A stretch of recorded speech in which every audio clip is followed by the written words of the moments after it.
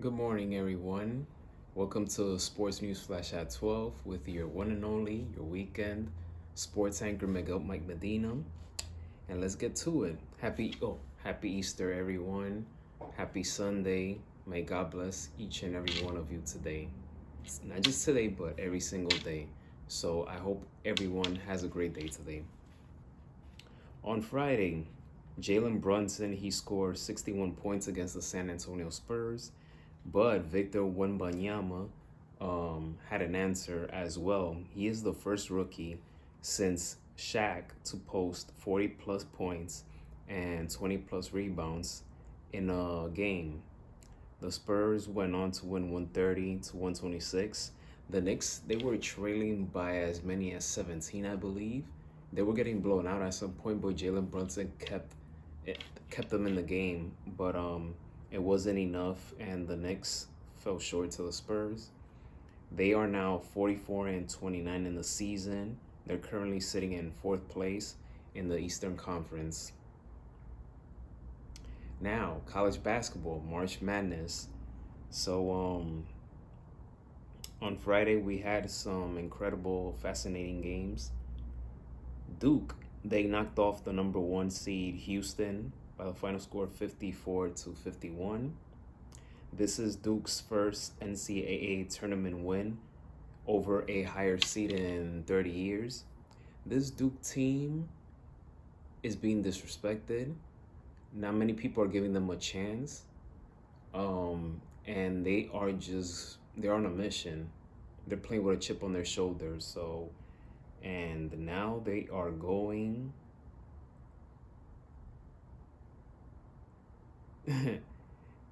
I'm going to get into that in a few, but I'm going to continue. The Tennessee Volunteers, they beat Creighton 82 to 75. The first half, was intriguing because you had a back and forth battle between both teams. But then Tennessee, they went on an 18-0 run in the second half, which really opened up, which they really broke the game open. Creighton kept fighting back, but Tennessee was just too much. So that was that. And now we go to yesterday's Elite Eight games. Number one, UConn, the defending champs, they stayed dominant. But it was crazy that they went on a 30-0 run at one point in this game. And Illinois just kept missing shots. Illinois, I'm disappointed that they went on this crazy drought without scoring, without any field goal attempts.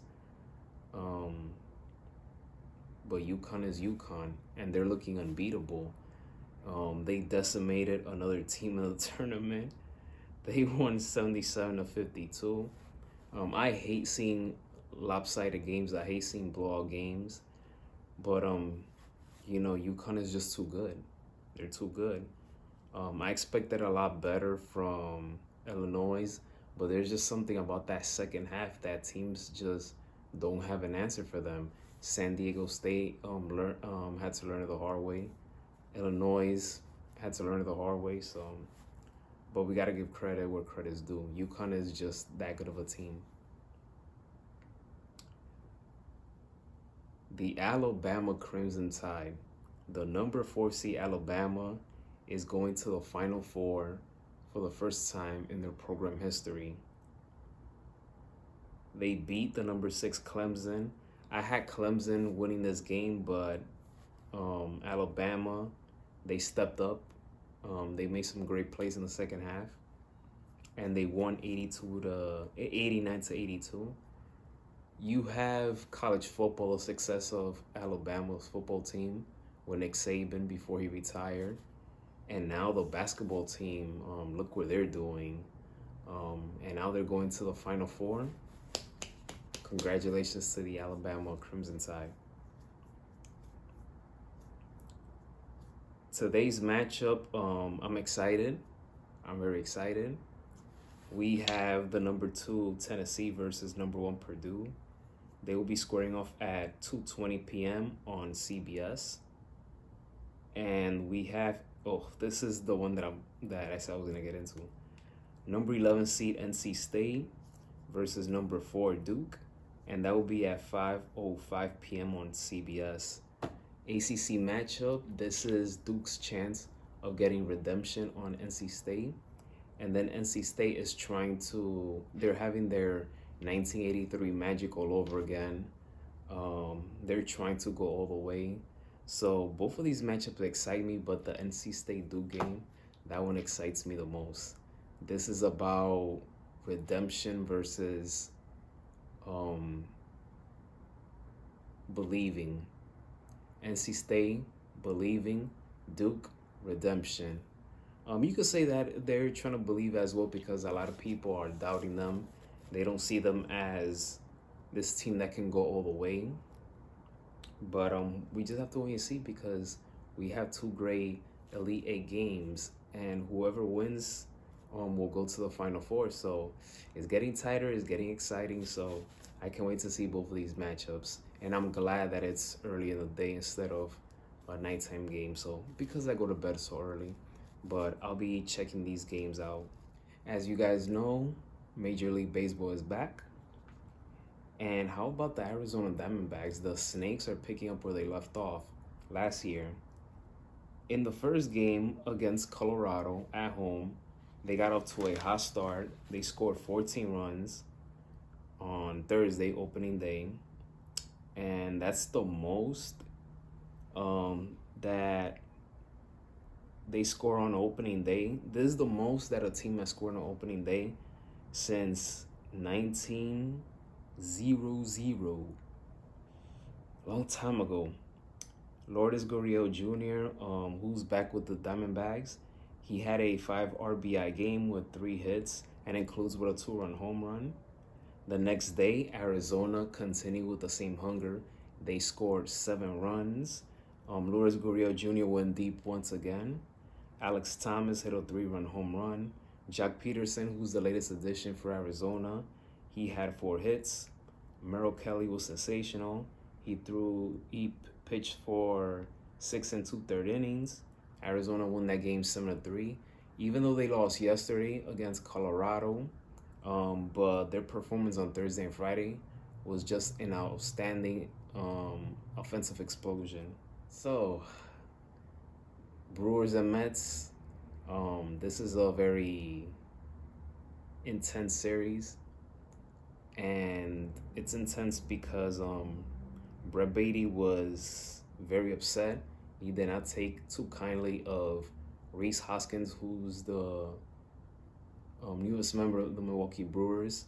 He didn't take too kindly of Rhys Hoskins sliding for that slide in second base, which he felt that he kind of overdid it. Rhys Hoskins defended himself after the game. Did not hold anything back. He did not apologize. It's one of those things where it was like, maybe he's having a bad day or, something, but, I didn't feel like I didn't do anything that harmful. So, and then the next day, which was Saturday, yesterday, Rhys Hoskins, he hit a 2-run home run. But then in the 8th inning, Mets reliever Yohan Ramirez, he got ejected after throwing behind Rhys Hoskins, which was clearly intentional. Rhys Hoskins, he just puts his hand on his hips, but he did not charge the mound or anything like that. That reminded me of Noah Syndergaard when he threw behind Chase Utley. But that one, to me, it didn't seem intentional. The one thing I could have, if I was the umpire, I would have given them a warning. But he just threw Noah Syndergaard right away. In this situation, it was already a serious situation because of the day before. When Rhys Hoskins and Brett Beatty had a situation, benches cleared. So when Yohan Ramirez threw behind Hoskins, we knew it was retaliation. We knew it was intentional. My only question is, why did the Mets wait all the way to the eighth inning to throw at Rhys Hoskins and not at the beginning of the game. Usually, if you're gonna retaliate, you do it right from the start. So I don't know why it happened late in the game. I don't know. So um, and I don't condone to violence or anything like that. But it was just a question that I asked myself, like, okay, why did you wait till the eighth inning after he after he poured RBIs on you? So, um, but yeah, the Mets fell short to Milwaukee Brewers again, and now let's see how the Mets will respond today, as they will try to avoid um, a sweep. So let's see. Sports and business.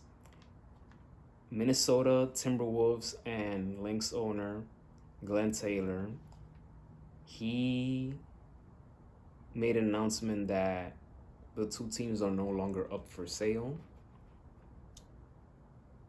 Alex Rodriguez and business partner Mark Lohr, they were disappointed by this. They're not happy by this 360 move from Glenn Taylor, but they're not gonna go down without a fight. They're not gonna go down without a fight.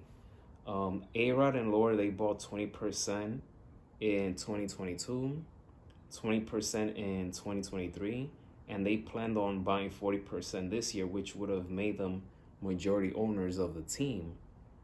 So in Glenn Taylor's eyes and his opinion was that supposedly they missed their deadline payment to become controlling owners of the team. However, Glenn Taylor, he is still open for them to become his limited partners. So this is something that is not going to go away anytime soon. Because we know how business is business, you have to be thick-skinned, you have to be aware of everything, and you got to be on point. So, but knowing A-Rod and his business partner, not knowing them personally, but things that, I've watched on TV and things of that nature, and how supportive they are of the Timberwolves looks, because that's one thing I got to give them credit. I always see them in games and rooting for them. Being great cheerleaders, I should say, being great fans of both sports. They're not gonna stay like that. They're gonna continue battling until they become majority owners of the team. And to be quite honest with you, I'd rather see them be the owners of both of these teams. I feel that at some point, team franchises, they need something fresh, something new and fresh. And Glenn Taylor, he's in his 80s. I believe he's 82, 83, around there. I feel like it's time. It's time for a new ownership. It's time, because I want to see what they will bring to the table. So, but that's my opinion on that. And like I said, I feel that it's personal now for both A-Rod and Mark Lohr. We're going to wrap things up with some hockey. We know that the New York Rangers, they're one of the hottest teams in the league. But, like I've said it in another episode of Sports News Flash at 12, bring me the cup. Right? Bring me the cup. Connor McDavid, one of my favorite hockey players in the game, he has joined an elite group, right? He has 3 consecutive seasons of 120 plus points, and here's the list of the names he joins for this particular accomplishment. The great one, Wayne Gretzky, he had 13 seasons with 120 points or more. Guy LaFleur, 5 seasons. Phil Esposito, 5 seasons as well. Mario Lemieux, 3 seasons. Paul Kofi, 3 seasons. And Marcel Dion with 3 seasons. So this is a great list of hockey players, legends that Connor McDavid joins. And he just continues to amazes all of us with his performance. And Connor McDavid, I want him to do what Wayne Gretzky did, and that is to win Stanley Cups with the Edmonton Oilers. I feel that it's time. Aside from the Rangers, aside from the my Rangers, if there's any other team that I want to see them winning a cup, is the Edmonton Oilers. And the number 3 on the list, Toronto Maple Leafs. So I really hope that Connor McDavid, Leon Draisaitl, that squad, Zach Hyman, shout out to Zach Hyman for reaching 50 goals in the season. With that group, I really want to see them win the Stanley Cup at some point. But it's not going to be easy because you have to go through Vegas Golden Knights, Vancouver Canucks, the Colorado Avalanche.